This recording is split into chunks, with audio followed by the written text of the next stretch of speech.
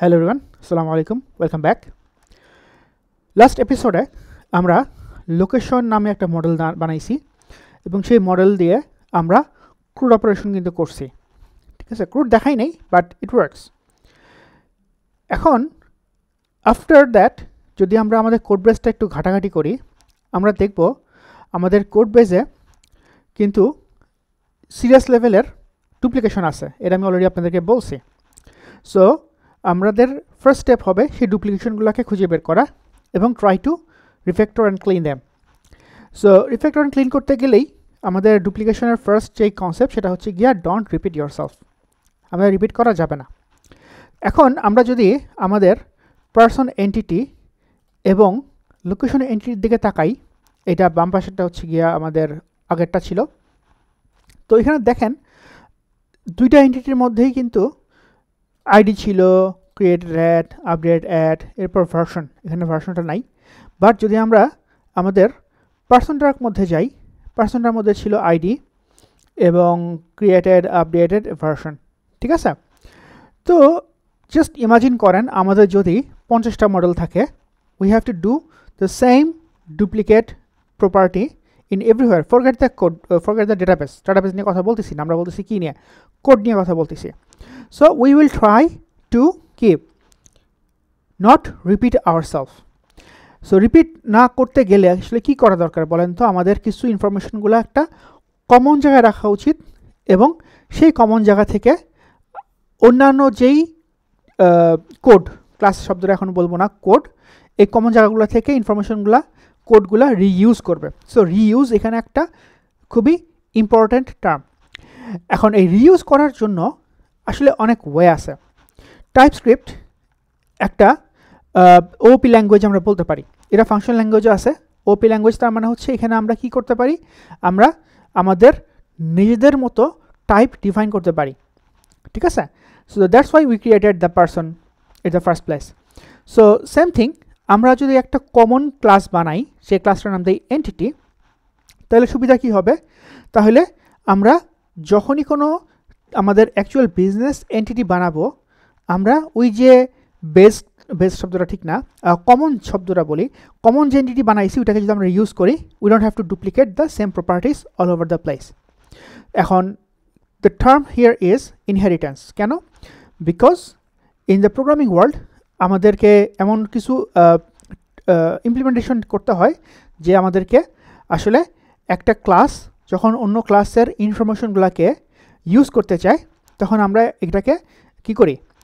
Base class বানাই ফেলি, inheritance করে ফেলি। তার মানে আমরা এইভাবে বলি যে আমাদের যে প্যারেন্টস যারা আছে, উই ইনহেরিট দেয়ার কি wealth, money and sometimes body structures and other characteristics as well. হ্যাঁ, সো এই যে পার্সন ক্লাসটা যদি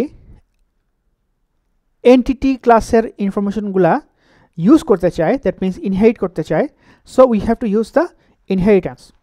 সো এইটার ওয়ে হচ্ছে এখানে কি করা আছে, এখানে হচ্ছে এক্সটেন্স দিয়ে টার্মটা দেখলেই কি হয়ে যাবে, নাও এই পার্সন ক্লাসটা এখন এই বেস এন্টিটির ভিতরে যা যা আছে সব কিছু সের মধ্যে কন্টেইন করবে।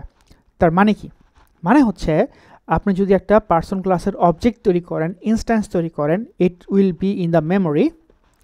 এই মেমোরির মধ্যে আপনি ইন্সপেক্ট করেন, you will see not only name, email, phone, date of birth is selected, you will also see the ID, created and updated.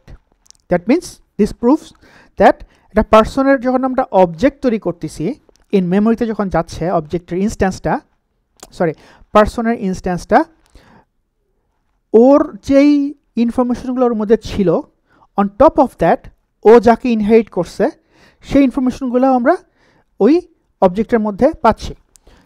তার মানে আমি যদি এখানে আসি, এখানে এসে আমি যদি একটা পার্সন অবজেক্ট ক্রিয়েট করি, let's fold everything, fold all, তাহলে আমরা ধরতে পারবো সেভ পার্সন।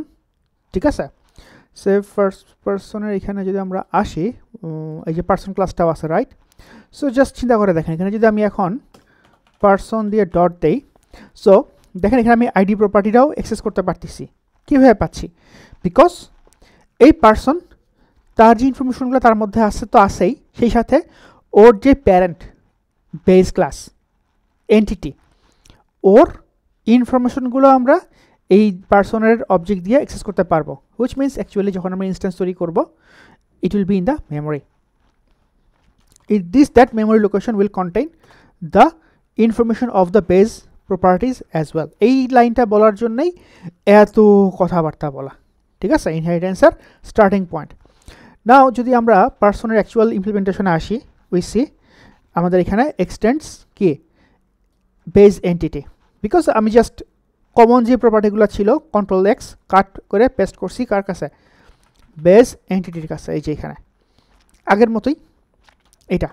এখন কথা হচ্ছে যে বেস এন্টিটির যদি আমরা একটা স্কিমা স্ট্রিক্ট রাখতে চাই যে anything wants to B A base entity that must contain some specific information R properties R fields, so এই ইন্স্যুরেন্সটা আমরা কীভাবে করতে পারি? We can create an interface, ঠিক আছে? সেই ইন্টারফেসে আমরা বলতে পারি আইডি আমাদের প্রয়োজনীয় যে ইনফরমেশন সেটা দিতে পারি, so that whichever class wants to inherit or use or mimic like an interface, it must have the same implementation. So it's like a definition, I can say. So for example, the real world I bole je if you want to be a student of suppose XYZ school, then you must have this criteria, like তোমাকে একটা স্কুলের dress পরতে হবে, batch থাকতে হবে, তারপরে হচ্ছে গিয়া এরকম কালারের প্যান্ট পরতে হবে। সো এটা হচ্ছে ডেফিনেশন, ঠিক আছে? স্কুলের rules and regulations definition. Now if you want, that means a student একটা instance real world object wants to become a part of the key school, that means want to use the specification, then it must implement the dress codes, shoes and chul tool ja ja ase ja sob kichu. So we can say this like niyom kanun je interface, and this class hocche ekta class যেটাকে বলি আমরা actually definition বলা যায়, but it must implement this one. Now এখানে যদি আমি এটা কাজ করি, ধরেন আমি বললাম যে ঠিক আছে is deleted, so whoever wants to implement identity must also implement is deleted. তাহলে কি হচ্ছে, এই যে বেস এন্টিটি অলরেডি এরর খেয়ে গেছে, সে বলতেছে যে ওকে I am implementing identity, but where is the is deleted? No, that's why it's a build error. See, so she বলতেছে incorrectly implement, so we should use it in here. Okay, now it will be happy. Why it is not happy? Oh, okay, একে import করতে হবে। Okay, import করে ফেলছি, now it's happy, default হচ্ছে false. Okay, so এই যে রিফ্যাক্টরটা করলাম, that means আমরা যদি এখন পার্সনটার মধ্যে আসি, we don't need it, right? But দেখেন তারপরেও কিন্তু এই প্রপার্টিটা পাচ্ছি আমরা, মানে বিল্ড এরর দিচ্ছে না, but we can delete that. Same thing goes to location. I think it doesn't have any deleted app. Okay, so far so good. So as a starting point of our refactoring and going towards inheritance is the first step.